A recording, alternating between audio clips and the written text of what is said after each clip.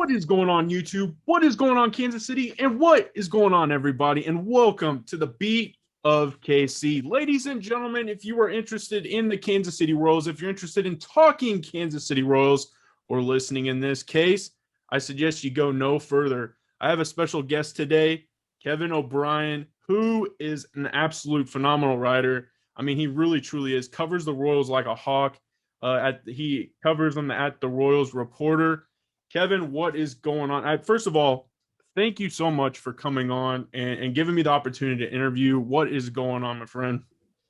Hey, Lucas, I'm doing all right, man. It's just, I'm in education, school's getting back started. So I guess, there's part of me trying to get ready for the school year, but, it's been an interesting year to be a Royals fan, and it's been an interesting year to follow this team. It's been kind of a roller coaster with more downs than ups lately, but I think there's some fun stuff. I think they're worth paying attention to till the end of the year. I don't think Royals fans should be checking out just yet, but it's been a little bit of an up and down season for sure. So I'm definitely just trying to adjust to that as a Royals fan and as a writer with the Royals Reporter. Most definitely, most definitely. Before we dive any further and I start grilling you with some of the most tough questions you're ever going to answer in your life, where can everybody watching this find you? That way they can get the good information, the articles you're writing, and your tweets. Yeah, so my website's at royalsreporter.com. So just www.royalsreporter.com. Not Royal Reporter, unless you want to find stuff about the British monarchy, tons of stuff there, but no, mine's on the Kansas City Royals.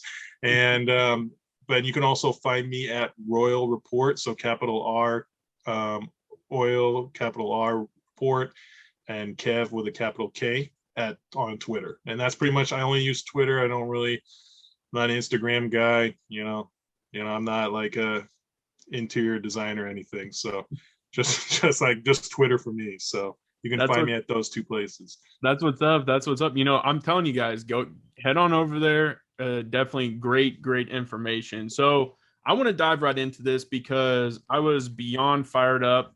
I saw your tweet. And honestly, your tweet was the first one that I saw when this news broke. Edward Olivares again is sent down to AAA. Now, I was listening to the radio on the drive home, and the only thing that they could honestly figure was his time in service. Outside of that, I can't for the life of me figure out why they're making this guy car sick, going up and down, up and down. Like, what are your thoughts on that? And really, like, what are they doing? That's just my biggest question. And give the kid an opportunity to go out there and perform. Why are you sticking Ryan O'Hearn? Why are you sticking Hunter Dozier in right field? What is going on?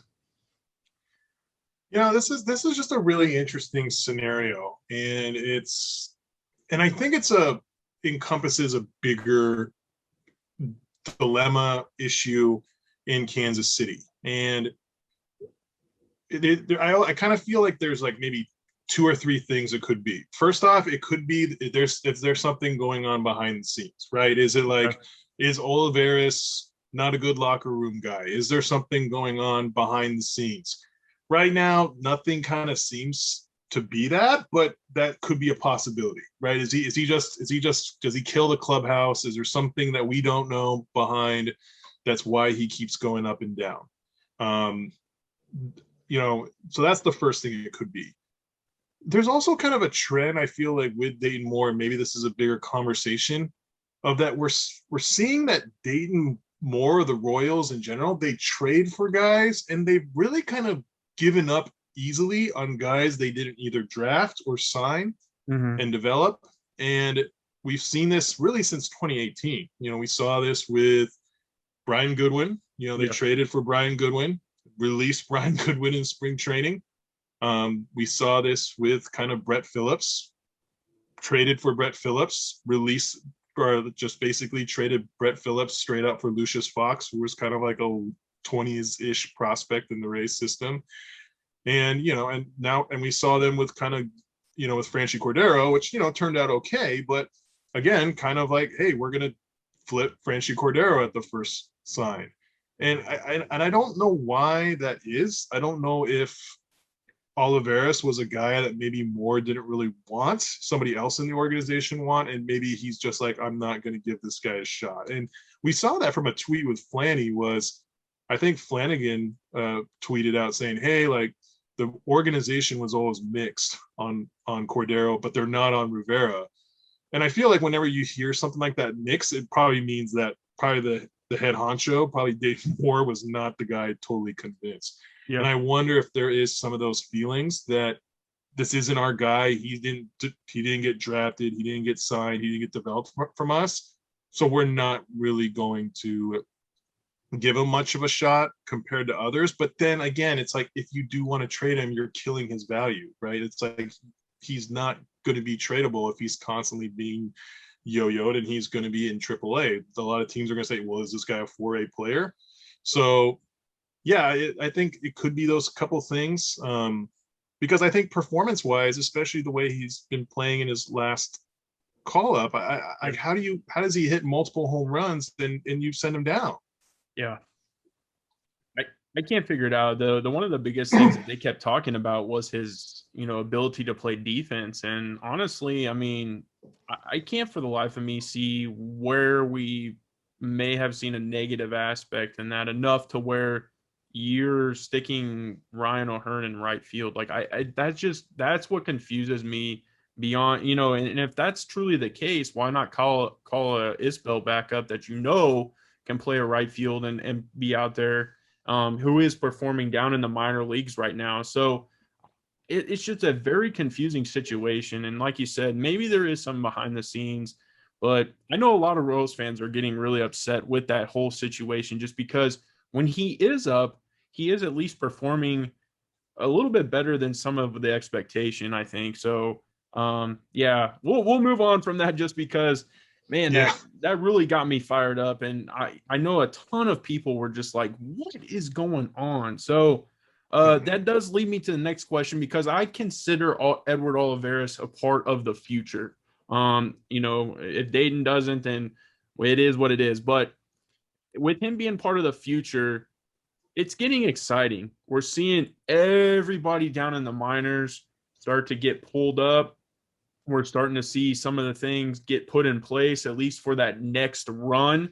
And I'm getting pumped. So Yeah. with that being said, what can you kind of forecast for your starting lineup for 2022? And the reason I'm asking you this is because I think it'll lead to a turnaround question. And Salvador Perez actually just hit another home run, which puts him at 29. Sorry to do that, but I got the game going on the screen. So ironically, I'm gonna branch off real quick. I felt like at the pace he was going, I don't think it's gonna happen now, but I was like, man, how crazy would that be if he broke the single season home run record just to get rid of Soler completely? But I thought that would have been crazy. So what is your starting lineup for 2022? Because it is gonna kind of filter me back to a question. So I'm excited to hear this. Yeah, I mean, I think, I wrote an article, and I think eventually Salvi is probably going to be moving to the DH. I mean, I think for the last 2 years, I think it could happen. I felt like before his value kind of stemmed from him being like, he's a good hitter for a catcher, but any other position he's not. I think we're starting to see like, hey, he can hold his own as a DH. And I think especially if universal DH happens, like the DH is going to become more watered down, which makes his value even more. But I still think he's going to be starting as catcher next year. I think first base, I think we will see Santana probably just start off the year. I wouldn't be surprised if Prado comes off to a hot start in spring training, but I think we really need to see Prado put up like Isbell spring training numbers from 2020 to make a case. I think there really has to be a high standard for Prado to make it, just because they have Santana, that there's no need. I think this is going to be tough. And yes.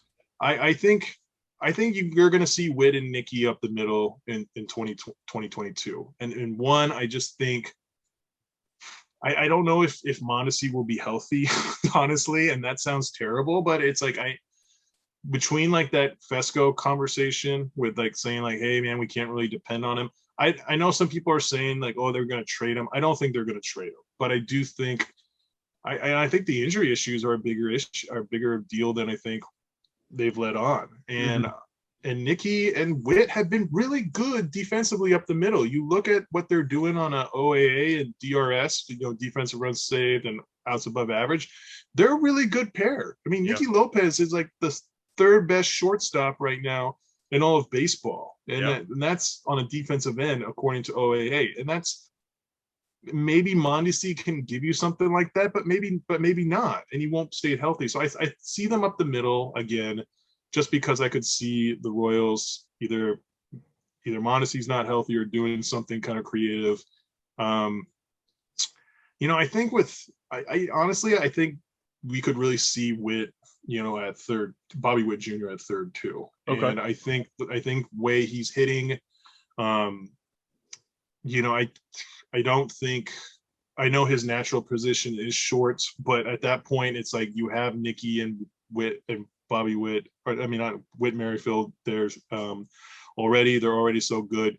It's like, hey, we got to find a position, and we've seen it. The Royals will do that sometimes. Like, hey, we'll put a guy in his non-natural position, and over time, eventually move him over. So, I see Bobby Witt being a third baseman as long as he has a good spring training. As if he has a good spring training, and then it leaves the outfield. The outfield is a lot more uncertain. I think Benintendi obviously will be in left. And then I think I could see really two free agents in center and right. I really think that's possible. I really don't know what they're going to do with Taylor. Taylor has been a really good defensive outfielder. I was surprised that he's one of the best center fielders on an OAA basis, which I was like, oh, I didn't really realize that. But we're kind of seeing a career best with him being a 650 OPS hitter. And that's like, I don't know like how long you could really last with that. And then in right field, will Isbell be ready? Maybe. I'm not sure. But if Dayton really thinks that the Royals can win, I'm not sure if you can really throw out Taylor and Isbell again as your right fielder and say, yes, we are a playoff team next year. So I wonder if they could I think Moore is becoming more open to free agents. So I could see a free agent situation there. And then I could see also DH. I could see maybe Hunter Dozier moving there as DH. So maybe Hunter or Dozier would be in right field and then be in the DH. But I think without Soler there and Dozier kind of not being really good anywhere, like in the fields, I could see him saying like, hey, let's just put him at DH, especially with his injury issues, right? Saying, hey, like we had this issue with Soler, who's always injured. Let's just put Dozier there and let him be that, so that way we preserve his health. And maybe Dozier could, succeed hitting full time instead of having to play the field. So I think that's where I'm kind of leaning toward. Okay. I like it. And the reason it kind of led me to the next question, because I can feel everything. That's, I think because of Dayton's comments, like you said, when he went on to Fesco with Mondesi, I think that really kind of sparked a bigger situation, because I think the biggest thing for me is center field moving forward in the future, because when you're really looking at it, can you play Whit Merrifield there temporarily and then plug Mondi in at short and then have Nikki playing second, and then, like you said, put Bobby Witt there? But then I don't know that Whit Merrifield can play center field because we know he's that iron horse. Like he's out there every single day. I mean, he is Cal Ripken Jr. I just don't see him playing center field every day. So then is that something that could be a rotation? On any other ball club, Hunter Dozier's contract really isn't that much. For the Royals, it's a little bit more expensive. Yeah. Is that something that could potentially go to the bench because he didn't, pan out? Or are they like, well, this is his full year to kind of get healthy from the pandemic. We'll go jump into next year and maybe see what he's got playing right field. I just think for Dayton to come out, and he did say that he wants to compete. And then also the stuff that he's talking about with Mondesi, I don't see how you're saying you want to do this and then have this situation, and then you really kind of have some question marks. So I'm excited to see what they do. from a position standpoint, because I really am excited to see Prado playing first, potentially Santana at the DH spot. I think Nikki, I wrote an article today for KC Kingdom. I completely changed my stance on Nikki Lopez. And, I will admit that I was wrong about Nikki. And just like a lot of people, I think a lot of people were down on him. He hit what, 209 or something like that last year. Mhm. So I definitely changed my stance on him. And like you said, he is doing tremendous at shortstop. So I think there are some things, but when you really are saying you want to compete for playoffs, I start to think of the teams that they would be competing against. And with some of the lineups that we've even discussed, and I've talked with multiple people about it, it's like, is that truly a competitor when it comes to the playoffs? Or are we just trying to make it to the playoffs? You know what I'm saying?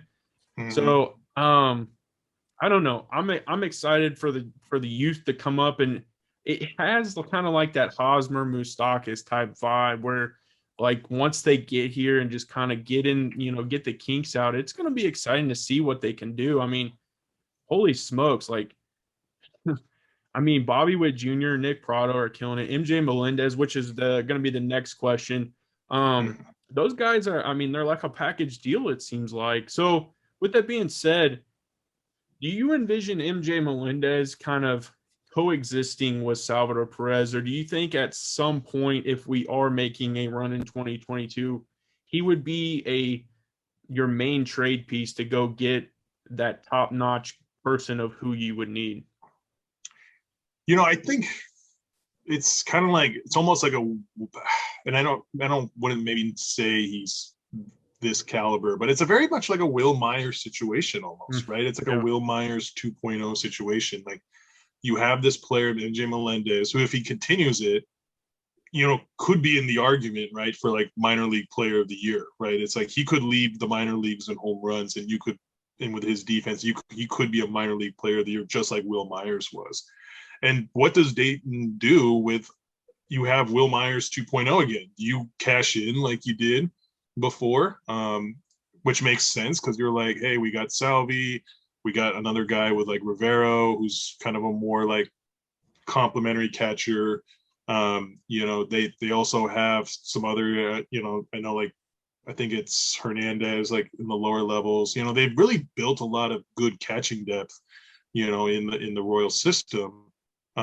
Even with their new draft pick, right? Like they just drafted a high school catcher. So yeah, do you think so? Obviously, you would get a lot of value, but again, right now it feels like kind of Moore really says, hey, like I want to win with like I feel like he's almost like trying to prove something like, hey, I'm gonna win with all developed guys. Like yeah, typically you're like, hey, like we're not gonna win like have an all homegrown starting staff. It's really unheard of. And it kind of feels like that's his goal. It's like we're gonna have a whole homegrown staff regardless. Like we're not gonna trade Lynch, we're not gonna trade these guys. So I could see Melendez and him Salvi complimenting. I think when it comes down to it, I see Melendez more as like that defensive, catcher. Like I think he'll hit. Is he going to be like the home run hitter that he is now? No, but I do think you're going to see some value from him. Like you're going to see some good defensive value, and I think they could really coexist at least for a year. And I think you could compete just because you have, you know, those that upside, but as well as that sure thing with Salvi, and it'll be really interesting. I mean, but I know probably Moore's probably getting a lot of calls about Melendez, like a really good power hitting catcher. Those don't just grow on trees, like no, those just don't come out. And there's a tremendous value for a good hitting catcher on the market, and because a lot of them look at like Gary Sanchez, right, for the Yankees. Like, I yeah, mean, he's, you could see how that can really do a 180 on you real quick, and so that'll be really interesting. I think they can coexist. I wrote an article that I said I feel like they can. I feel Salvi's outlook is probably going to be in the DH. We're starting to see some of the decrease, but again, a lot of this also depends on like right, like what's the future of umpiring, right? yeah, Like if we see more like I don't know if it'll happen if we see like more like robo umps or anything like that, well, then Salvi becomes a little bit better because the framing's not as bad anymore, right? Yeah. It's like that's not as big a deal as it is now. But I hope it works out. I think but they do have a rich, like a wealth of riches right now at the catcher position. I could see them cashing in if they get a great deal, but I think that would have to be really high for Dayton to do it. Yeah, it's going to be 100% one of the most interesting situations because I mean, we saw it. To go get Johnny Cueto, we had to give up a decent haul. I mean, to go get a Ben Zobrist, you still had to give up like a decent amount of people, prospects. And so it'll be interesting to see if we do start to make that push, if, Melendez is that headliner and can pull you a decent, whatever it may be. I would figure maybe a starting piece in the rotation, but that kind of gets me to this next thing because we're seeing. So I read your article on Mike Minor potentially going to the bullpen, and obviously we know we have him for more than just 1 year under contract. So with that being said, I'm going to kind of forecast that he stays in the rotation. Mm-hmm. And what I'm kind of projecting is Mike Minor, Carlos Hernandez, Lynch, Bubic, and Singer as your starting rotation for next year. So with that being said, you have guys like John Heasley, Alec Marsh, Daniel Tillo, obviously recovering from Tommy John, Jonathan Bolin recovering from Tommy John, Dylan Coleman, who we're seeing doing some pretty good stuff down in AAA. Then there's obviously some other guys. With that being said, what that's just kind of where I'm stuck, because are these guys that are in the minors that are working their way up, are they just going to stay in the minors? Are they going to go to the bullpen? Because obviously we have aging Greg Holland and Wade Davis out there. We're seeing Richard Lovelady kind of a coin flip at times. Like some of these guys are just, suspect or question marks. What are your thoughts on the entire, because we're laying out our 2022 lineup. Now, what are we talking about when it comes to the pitching? Because we understand Dayton says pitching is the currency of baseball. So, and we seem to have it. It's just, is that going to translate to the major league level? And what are your thoughts on kind of that starting rotation and really some of those other guys? I think we're going to be at a crossroads this offseason, and I would not be surprised if Dayton starts cashing in on those chips. Right? It's right now we're seeing Carlos Hernandez start to take a next step. Like I was at that game last night and seeing Carlos Hernandez in person pitch, and it's like, this guy has taken some major steps. Like He was efficient. He was going, and I was like, remember just watching, like, God, this Yankees lineup is just stacked. Like this is a tough lineup to get through, and he was keeping them at bay. And when you have that, and Singer, I know he has his problems. I know he's a 2-pitch pitcher right now, but some of the advanced stats say, like, hey, he's been better than his ERA states. Like he does some good things. He doesn't walk a lot of batters. He keeps the ball in the yard. Those are really important skills to have. Yeah. And if he does get that third pitch, it's like, man, that could be a really great tool to have, like in the end of the rotation. And thus, like, you got to start cashing these assets. I think a big one who could be kind of traded this offseason and wouldn't surprise me if they can get good return is, like, I wouldn't be surprised if Asa Lacy. Like, I know he's hasn't had a good year. He's been injured. But it's, you have to find, hey, who are the future guys? And I think Asa Lacy is more of a project than we all thought. I think we all thought, like, oh, he's going to have this Brandon Finnegan, rise through the system, and we're realizing, no, he's not. Like he's a project. He might be back in high A again next year. And that's and again, like, you have Ballin who got hurt. It's like you have like other guys, and even like guys like Alec Marsh, they're good, but it's like, so I could see them starting to cash in on those guys. And and I also think when it comes to relievers, like, I feel the Royals have always been good at identifying, like, hey, these guys are relievers that we can really bank on, and these ones are, they're probably just not going to minor league players. And so, Yeah, so I think we're going to see a lot more action this offseason when it comes to train their pitchers. I know they've been holding close to the chest, like those assets, but now we're getting to a point, like you said, we're kind of seeing like who's going to be in the major league rotation, Yeah. and barring injury, like there's 6, 7 guys that could be in the rotation, right? Yeah. And it's like, and we're not even Coar, right? Like if Coar gets a call up and starts doing well then it's like, well, now we have a 7-man rotation, and at that point you got to say, okay, we have an assets here, what can we get for value? And Yeah. I wouldn't be surprised to see a guy like Marsh being traded. I wouldn't be surprised to see a guy like Lacey being traded, because it's, you got to find what's going to bring you back the best return. And right now their pitching prospects are going to bring back that return, especially after this year where so many pitchers got injured, so many people like missed time.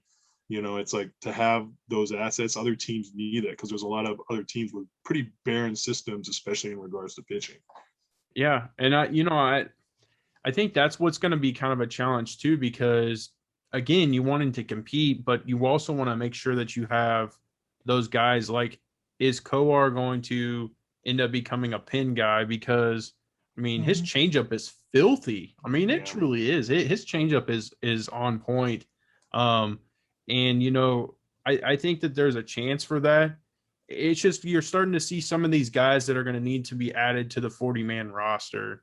And I think that's where you're going to have to really decide, like, how you're going to approach that offseason. Because I don't see, if you have to add some of these guys to protect them from the Rule 5, you're not going to be able to go get maybe those guys like Irvin Santana and Greg Holland and Wade Davis and those types of guys, because some of your younger guys are going to have to plug in if you don't want to lose them. Yeah. So I just think that they're really going to have to assess and evaluate, and I think that's what's going to be fun, because I think there's a lot going into the season. I'm super pumped. I hope Carlos Hernandez keeps that up, because last night, man, I sat there and I saw your picture, and I sat there and started thinking too, this Yankees lineup, like, that's a true test. I mean, you're going against some very good professional hitters, and it's granted, it's not, you're not facing like the Detroit Tigers and there's nothing, they're major league talent, but I mean, this is the New York Yankees. Joey Gallo, Giancarlo Stanton, Aaron Judge. I mean, those guys are there.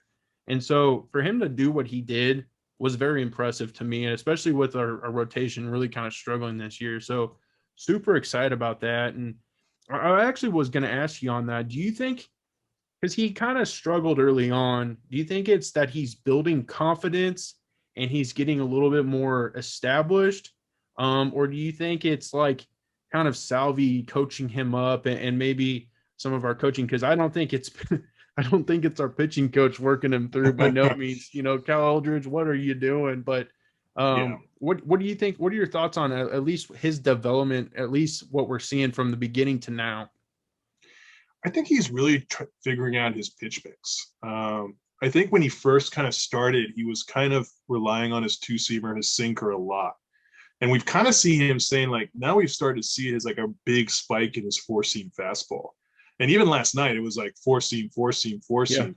Yeah. And I think that's just kind of a power confidence move. Like, it's just like, hey, like, I throw a 98-mile-per-hour four-seam.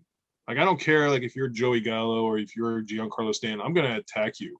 And not a lot of guys, like, can do that, right? And I think for him saying, like, hey, really embracing that four-seam, but also, just he has like a 5-pitch mix, and he has like, and again, it's like he has a four-seam but a sinker, he has the curve, he has the slider, and then he has the changeup. And again, I think he's just becoming more and more comfortable also with those secondary pitches and knowing when to throw it and knowing where to command it. And we saw that last night, just really a lot of command. But also, I think we're also seeing him, that mental game. I remember one start he struggled with. I can't remember what it was, but I felt like it was 2 starts ago where he struggled and got kind of batted around a little bit. And you kind of saw him melting down a little bit. You just see him like he was shaking his head. He was getting frustrated. And last night, you just didn't see that. Like last night, you just saw him staying calm. He was in some real tough spots, like that LeMahieu triple, right? Yeah. It's like, oh man, we got a guy on third. Like after that, who knows what this was, and he got through it. He got some real key double plays. That's locating the ball in the zone.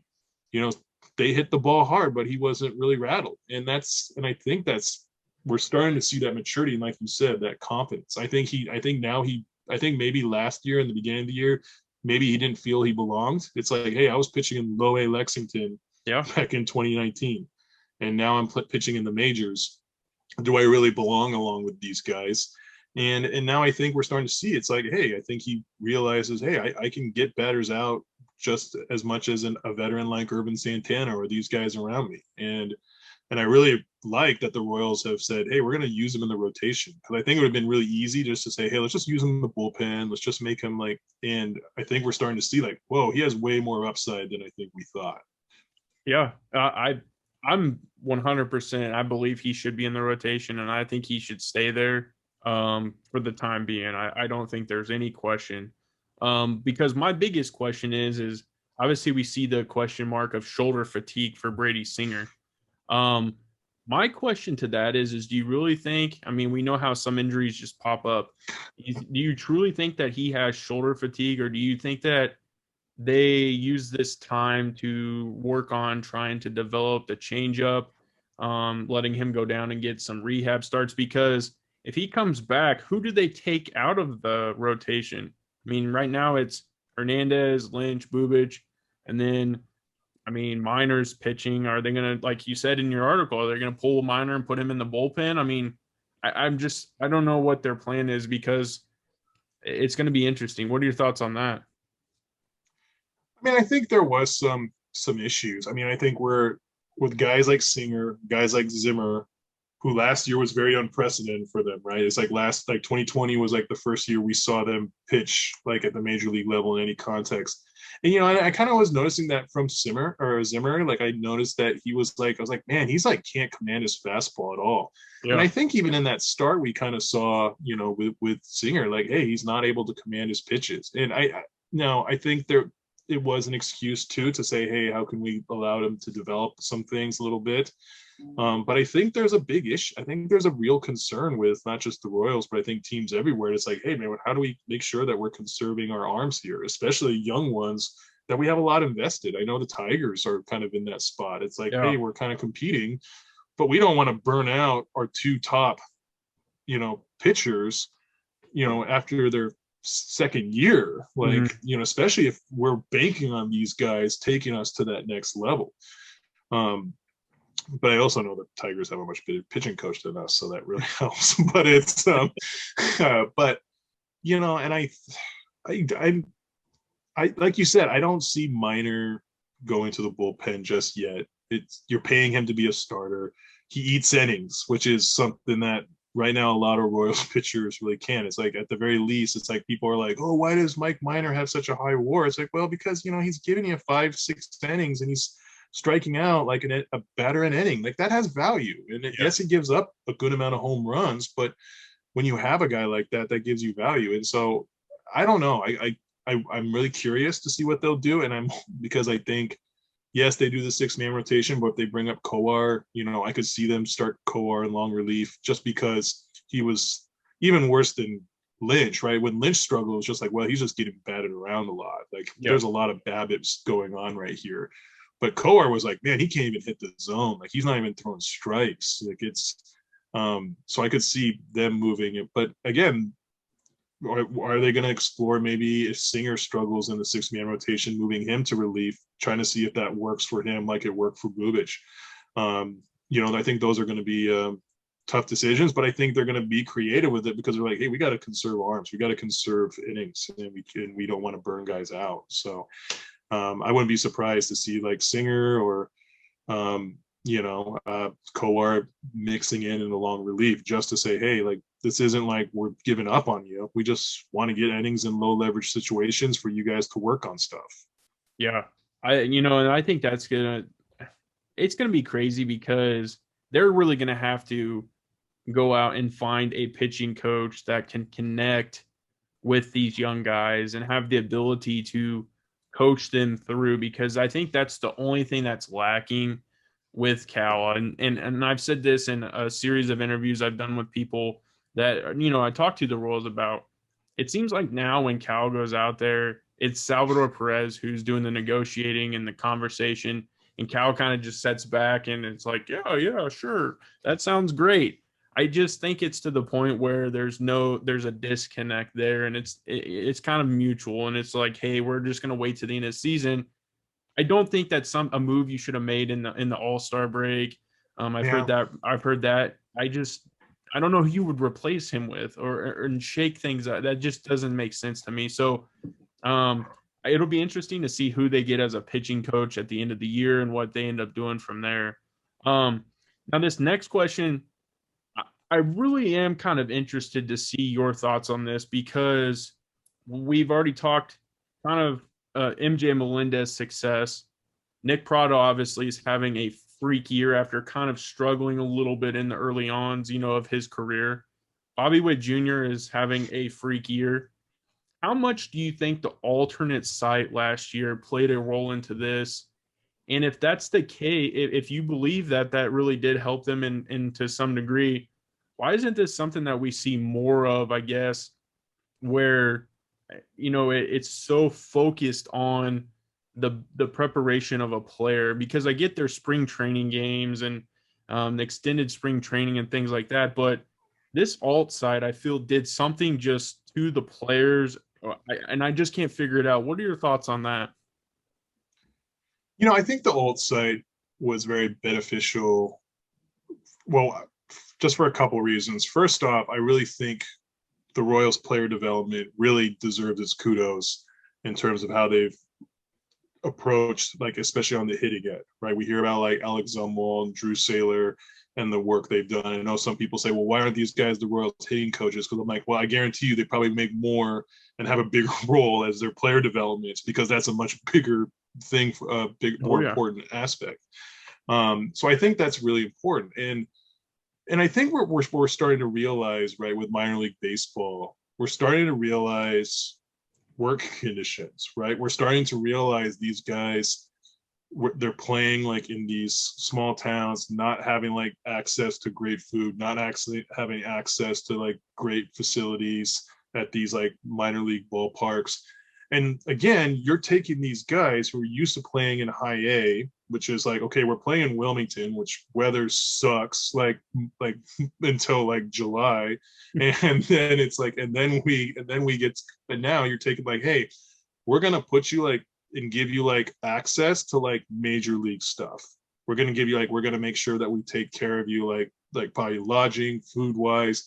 We're gonna treat this like it's like major league spring training. And and I think that benefited those guys. It's like, hey, we get to have that experience. We get the training resources. We get the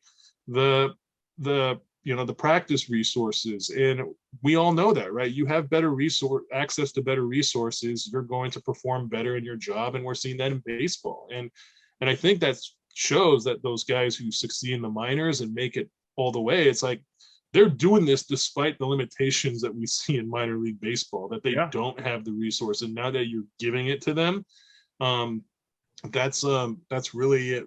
I think that has an effect, and we're starting to see that with the Royals. The Royals saying, hey, we're going to really give these guys those resources.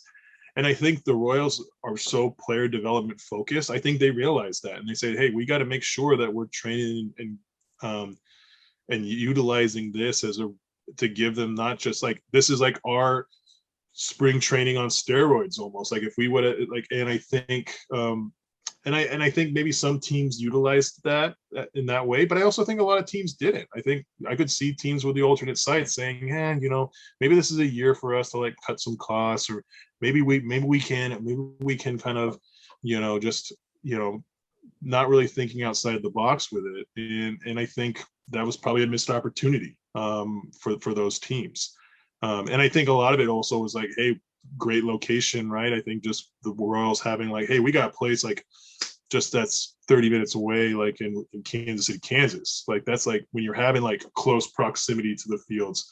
And I'm pretty sure like some of those alternate sites, they were like in like completely different metros, or like kind of a couple hours away. And that you don't get that same experience, of being so close to the facilities of the major league, of your major league home. And so, so I think the Royals should be given credit for that. And I think it had a big effect on some of those guys. I think, and we're seeing it with Witt, with Witt, with Prado. I mean, as those guys, I mean, especially Prado, right? Like 2019, Yeah. like, is this guy even gonna be like still around with the Royals in 3 years? And now it's like, when's this guy taking over at first base, Yeah. right? So, yeah, so that's kind of my thoughts on it.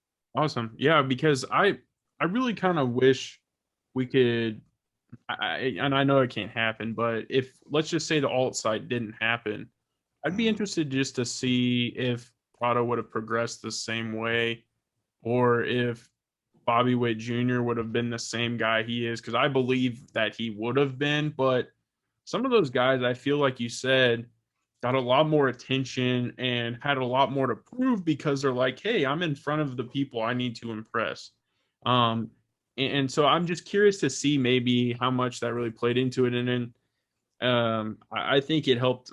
I truly think it helped tremendously for this organization, like you said, and it may pay dividends down the road because of the situation. But well, man, that wraps up my Royals portion.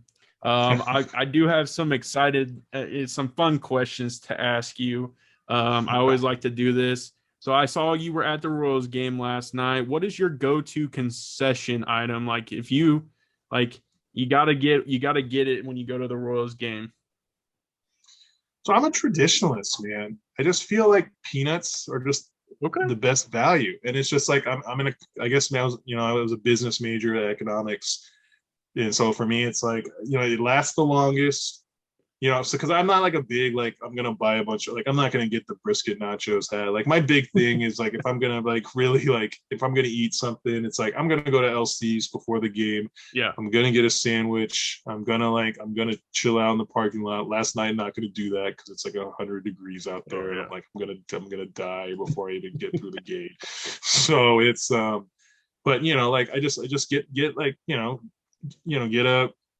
I usually try to go to Craft and Draft and stuff and get a beer before the game and get some peanuts, and I'm good. I don't need to like get all that other stuff because it's like, it's tough, man. Like the prices are just rough. Like it's like you can spend $30 on a game just like that. It's just, so I like to keep it as efficient as possible. And peanuts, to me, it's like they last a long time. They satisfy. It's like I can throw stuff everywhere. Like it doesn't even matter. So like I don't have to worry about mess. So I'm not gonna get like mustard on my shirt or anything. It's like really great. So Yeah, I'm that guy. I would easily get mustard on my shirt, and then I'd oh, be, yeah. walking around with it all over. But man, I agree. I went out there. I went out there and watched them play the Orioles, and it was Mm. my first time this year. Obviously, last year didn't get to go, and I got a Boulevard Wheat, and I was like, "This is nice," but holy smokes, did they skyrocket the price? Like, good lord! And I looked, a bottle of water, a typical bottle of water was like $6. And I'm like, oh my goodness. So most definitely would be eating beforehand. But Mm-hmm. yeah, man, I definitely had to figure out your go-to. Now, my next question is going to be, who, if you had to pick right now, who are your two World Series teams? I would say probably, I could see the Red Sox for some reason. I don't like, I think just you having Cora back there, just the way they're like, for some reason I could see Sale, like, I know he's still kind of a while, but just him coming back and then just totally igniting this team. Um, I feel the White Sox are a year away. They play in it. Like, let's be honest, we're Royals fans. Like this division sucks, Yeah. and that's what makes like this. Like this what makes this year even rougher, because like the Indians, Twins Yeah. are totally in rebuild mode, and the Tigers are still kind of in the rebuilding. And I don't think the White Sox are going to get really challenged. But I don't know. Maybe this is the year the A's break through. I mean, we constantly see the Dodgers as a team that's constantly, but the AL is kind of tough. I could see it between like, but I just feel like this is like a Red Sox year for some reason, and I could see that happening. In the NL, it's, I grew up in California and Sacramento, so most of my family is Giants fans. There's a lot of weird like weird things going on with that Giants team, and it's just like it does feel like man, this feels a lot like those like Yeah. 2010, 2012, 2014 teams where it's like they shouldn't be as good as they are. It's like, my God, they got Gregor Blanco out there as an everyday outfielder, and they're in the playoffs. Like, this is ridiculous. Like, they're throwing out, they're throwing out guys like, like Donovan Solano, and they're throwing out all these like no name guys, and they're just still winning. And Is it's Barry Zito still pitching for him? yeah, right. It's like, well, yeah, I know, right? It's like, well, we got Javi Lopez, and I was gonna say Aubrey Huff, but he's been banned off Twitter, so I like saw that. I saw that's a that. victory in itself. So like, but yeah, like, so I could see the Giants for some reason also like going on a crazy run too, and I don't like, I think with Tatis being injured, I think the Padres are gonna kind of fade out. Like, I'm not sold on the Dodgers. Just so many injury issues and their pitching staff, and that news about Duffy, today. It's like, man, like, it's just. And then the NL East is kind of like a glorified AL Central. It's like they're okay. Mets, Braves, Phillies, they're okay, but I don't see anybody going deep. So Yeah. Okay. Okay. Um, I mean, you kind of put it on a tee for me for my next question. I was hoping to see, does Duffy re-sign with the Royals? you know, I could see it. Maybe this is me, but I could see Duffy either re-signing with the Royals or retiring next year. He's had a lot of arm injury issues, and right Yes. now it's just like it's like this isn't like an issue like, oh, it's just been a this year thing. It's like he had some of this last year, he had some of this in 2019. Like, I think he's hitting a road, like, and I don't know, like, I know some people say, oh, let's move Duffy to the bullpen, but I could also see him saying like, hey man, I'm a starter, and that's how it's going to be. Like, I could see maybe the Royals bring him back doing like a 1 year Gordon thing, with this being kind of the last hurrah, and with the expectation that, hey, you're going to have our bullpen in a more lessened role. But I really think that, like, I don't know if there's going to be much of a market for Duffy, especially now that he might not pitch in Los Angeles. Like, he might not pitch for the Dodgers ever, Yeah. and that's when you have a guy like that. Sometimes this could lead to something else, right? It's like this could lead to Tommy John or something, and some for some at his age, like, maybe he's just like, I'm done. So if he does come stay, like, I don't know, I could see that Royals, because I don't think there's going to be much of a market, and I could see them saying like, hey, like, let's kind of like a Gordon thing. Let's just give him his victory tour, and let's end it. But I think it's high as long as he's healthy. But if he's not, I could see him hanging it up. Yeah, I think with seeing how loyal Dayton is to former players, and then the way Duffy went out saying how, how much passion he has and enjoys Dayton more as a person and an individual. I Mhm. think I think there's that tie that could potentially bring him back in whatever facet, and I think Duffy would just be happy with that. So I think you're going to kind of chuckle on this one. We'll see who wins a World Series first, the Colorado Rockies or the Baltimore Orioles. I think the Rockies, honestly. I Okay. mean, the Rockies, they have some really interesting pieces. So, like, I lived in South Dakota for a little bit, like for 2 years, and so I lived on like the western side of the state. So that's kind of like more like Denver fan base. Yeah. So like one of my friends was like a diehard Rockies fan, and and the Rockies are really interesting because they're kind of like a Royals esque. Like, they're really into player development. They're really into like, they do a really good job drafting. They do a good job, with scouting. They just, like, they their pitchers pitch in this park that just totally deflates any value Yeah. that they have, like, before Yeah. like it could do it. So, like, unless like they're elite. But we're starting to see Brendan Rodgers, who was always like kind of a top pick, starting to kind of rebound. We're like, you got guys like Raimel Tapia, you know, like, they have these interesting pieces that are coming through, and so I feel like if they can just get those one or two pitchers, and we're kind of seeing that a little bit, I think, from John Gray this year. But like, Mhm. if you get those one or two pitchers that can do it, like, I trust the Rockies player development system. I know the Orioles player development system is new, and I know that like baseball. I was like listening to a podcast with like Baseball America, and and they're saying like, yeah, like we really trust like their new GM, but it's just it's always the same story. These guys, it's like, oh, like it's like this is why you don't blow things up, right? It's like because then you end up like the Orioles. Yeah. Like everybody wants to say, well, look at the Rays and look at the A's.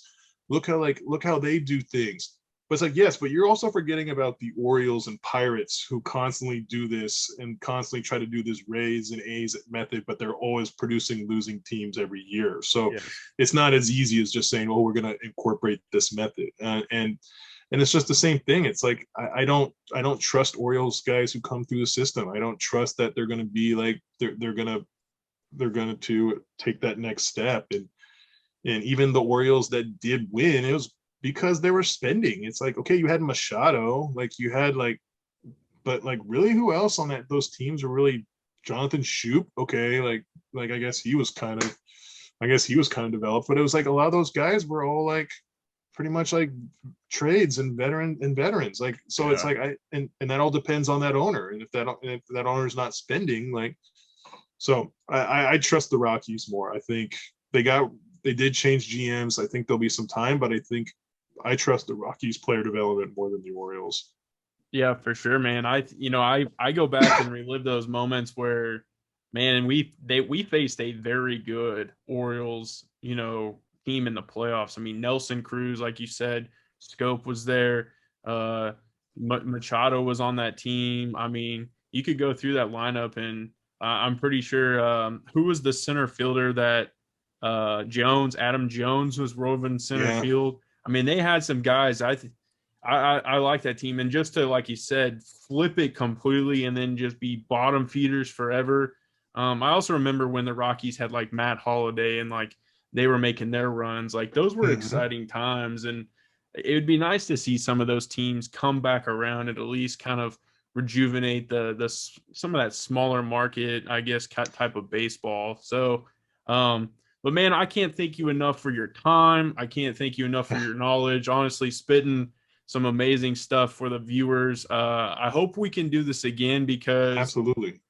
this was tremendous. I really enjoyed every minute of it, and I feel like we could keep going for sure. But I really do thank you for your time. And before we wrap this completely up, can you give everybody one more time where they can find all your work and your tweets?